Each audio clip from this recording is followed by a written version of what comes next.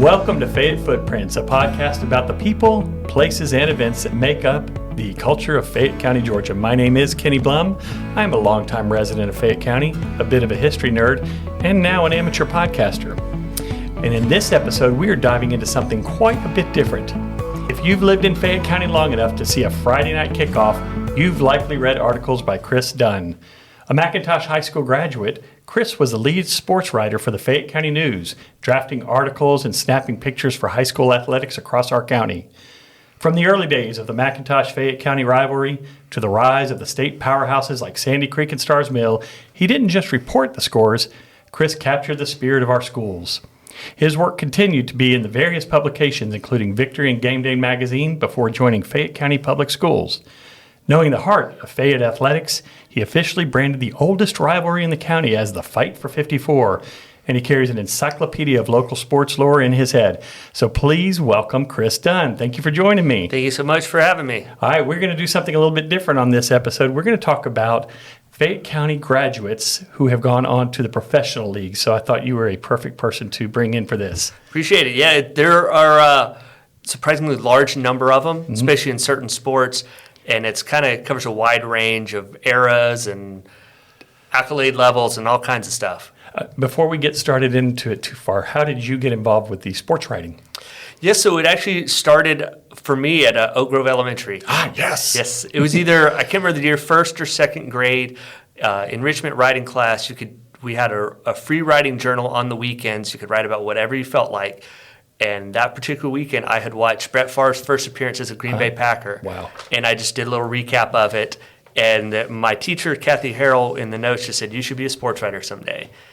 That's cool. Yeah, and I guess that stuck with me. And luckily, I was able to catch up with her before she retired and talk to her class and all. But so I did kind of started here. We had the Oak Grove newspaper. I was the sports guy for the morning announcements for a couple years.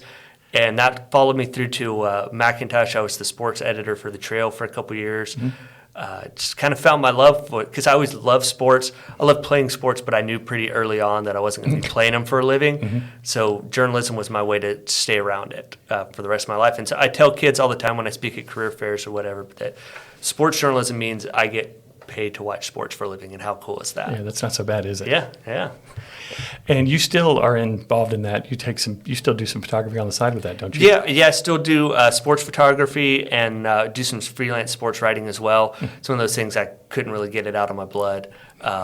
Usually try and cover at least one game a week during the school year. Okay, you go. We got between the 5 high schools and all the tons and tons of sports. Yeah.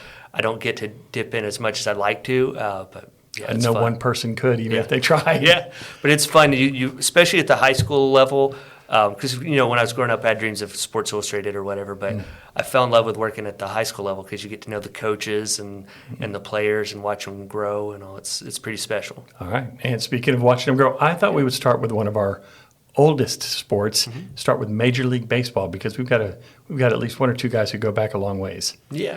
Yeah, there's one really interesting story. His name is Cecil Travis. He's a Fayette County High alum, and he played the 1930s and 40s. And he's kind of, if you look up lists of the greatest players that didn't make the Hall of Fame, Cecil Travis is on the list, and it's because he lost 4 years during his prime serving in World War II. Right. When he came back, he played for a few more years, but he was just not the same player anymore, as was the case with a lot of guys. Right. But one of the most interesting facts about him is in 1941, when Joe DiMaggio had his famous 56-game hitting streak, Cecil Travis had a better batting average that year. Wow. Yeah. And there was, I don't think he ever led the league in hitting, but like the last time that Ted Williams hit 400, Cecil Travis was second. Wow. And I think he had 3 All-Star games in just a few years. And so just tremendous but really short run. Right. Yeah. So he's and then you've got to jump up several more decades before we get another. Yeah, okay. But then you've got Miles J., who is a pitcher from Starrs Mill. This is like around the 2010 area. There were quite a few baseball players in that. Yeah, once you get to the 2000s, it starts to perk up a lot.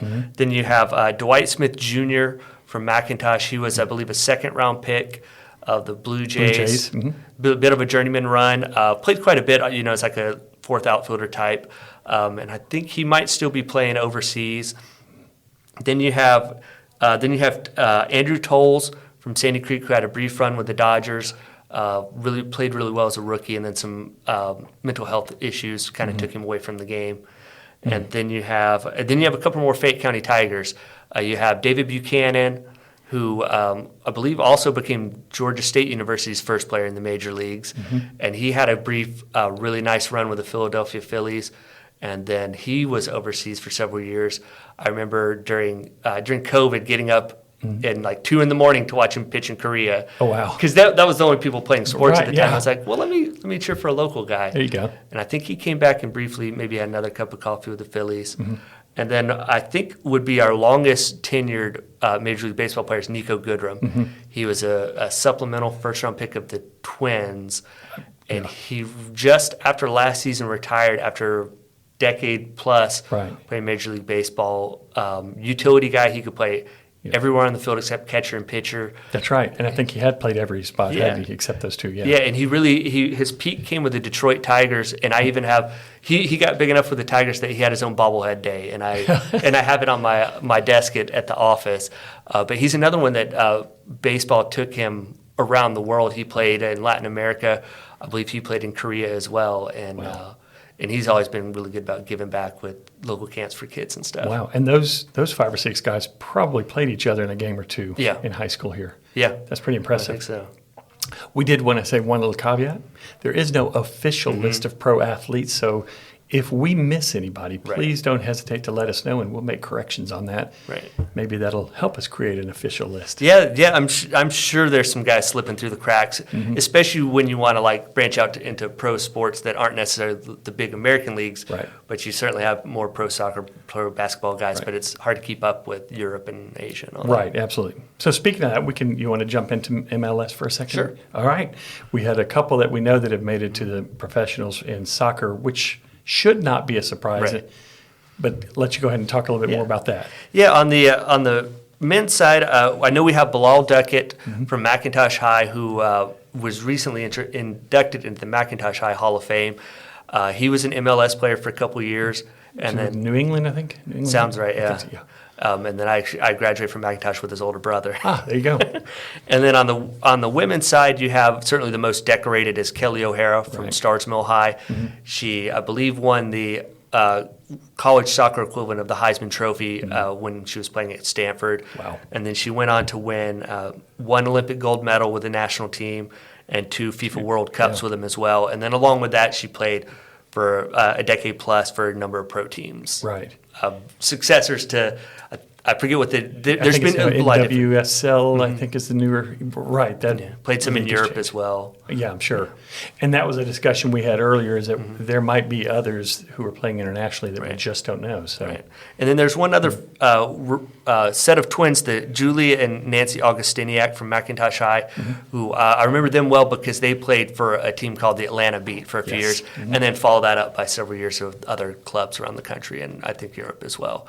But we talked a bit about it's kind of interesting that as successful as our county soccer teams have been, we have 31 state soccer championships between boys and girls teams, but not a ton of pro soccer players as you might expect. So maybe in the next decade or two we'll see that change as the national headquarters is right down the road. True. You would hope that it would bring a little more attention to this area that already has some fantastic players. Right. Yeah.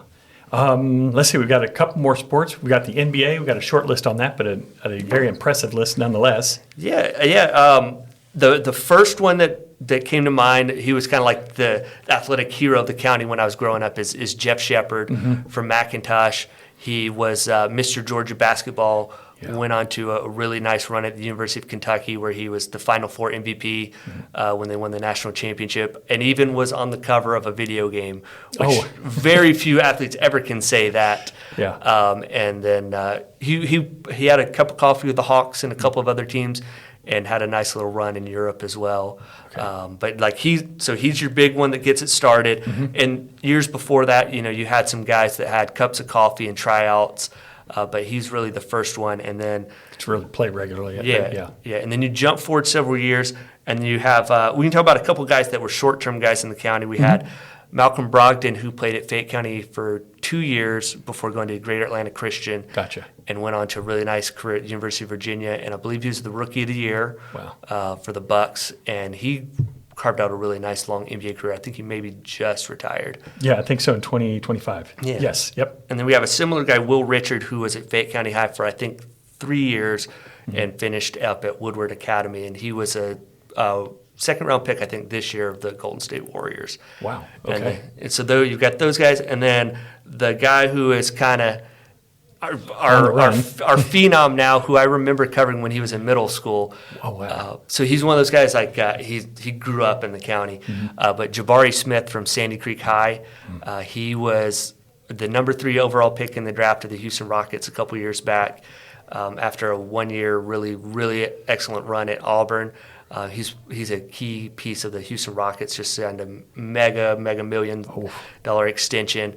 And one of the coolest things in my career happened over the summer that Sandy Creek decided to retire his number. They meant to do it last year, but he got hurt and didn't make the trip back when the Rockets were in Atlanta. But they were able to arrange it during the preseason that he came down and got his jersey retired. And they chartered a bus with his entire Houston Rockets team. Oh, that's came cool. with him to the Sandy Creek gym to cheer him on. That's really cool. So he had like legend Kevin Durant. Yeah. Was just sitting in the Sandy Creek gym to cheer on Jabari Smith, who cut his teeth here. So that was pretty nice. That is pretty cool. Yeah. And that brings us to our longest list, probably, the NFL. And I know this one spans a little bit more time, doesn't it? It does. And what's cool about the NFL is as of last year, or maybe 2 years now, we now have had at least one player from all 5 of our high schools have played in the NFL. Oh, that's pretty cool. Yeah. So we can start with the shorter lists are John Parker Romo, kicker from McIntosh, who he cut his teeth in a couple of the smaller leagues, the AAF, or maybe not the AAF, the XFL, all the acronym leagues. Right. A bit of a journeyman, and then a couple years ago he was playing soccer actually at McIntosh, wasn't he? Yeah, and he kicked as well, and then he kicked at 3 different colleges. I think he was that dedicated to finding a spot and an opportunity, and so I think it might have been the end of the 2024 season. He got called up by the Vikings for a couple games and had a really excellent. Oh, good. I think had a couple game winners. Yeah. But with kicking jobs, it's very journeyman, and so they had drafted a player high. We're paying him a lot of money, so he was only a replacement. Gotcha. Then this past season, he kicked for the Falcons for a few games. That's right. And so that was pretty cool to see the hometown boy kicking for the Falcons. And that was a short run. That's with most kickers. And I think he's going to be in camp with someone again this year, but it's hard to keep up with kickers. Right. Oh, I'm sure, yeah. And then you have with Whitewater High, you have Kyle Duggar, who was one of the cooler stories I remember covering. He was, even as a senior at Whitewater High, he was not a particularly big prospect. He was pretty short but fast. And he ended up signing with a Division II football team, Lenore Rhine. But he hit a growth spurt, and he kept his speed. And so by his senior year, he ended up being a second-round pick of the New England Patriots. Oh, wow. So from D2 to NFL second round That's a pretty big jump. Yeah, and he became a starter for him pretty quickly. He got a pretty big contract. They ended up moving on from him, and he played with the Pittsburgh Steelers this last year. But so anytime you last in the NFL at all is impressive. But he's been around for several years from a tiny school. It's really cool. That is pretty cool. And then next you would have the Fayette County Tigers. Their two NFL guys came from the same team that went undefeated through the regular season. Right. You have Brandon Boykin, who went on to a really impressive career for the University of Georgia, won several national awards. And he had a pretty lengthy career in the NFL. He's a 4th-round pick of the Eagles, started for them for several years before some injuries kind of got in the way. And you have Matt Daniels, who was a really good player at Duke. Then he got into the NFL as an undrafted player for the Rams, made the team, but then injuries short-circuited his career. Yeah.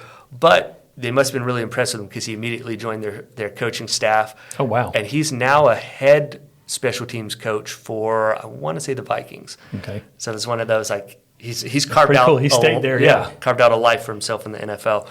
And then then you have Starks Mill, who has a pretty impressive list for a school that's not that old. Right.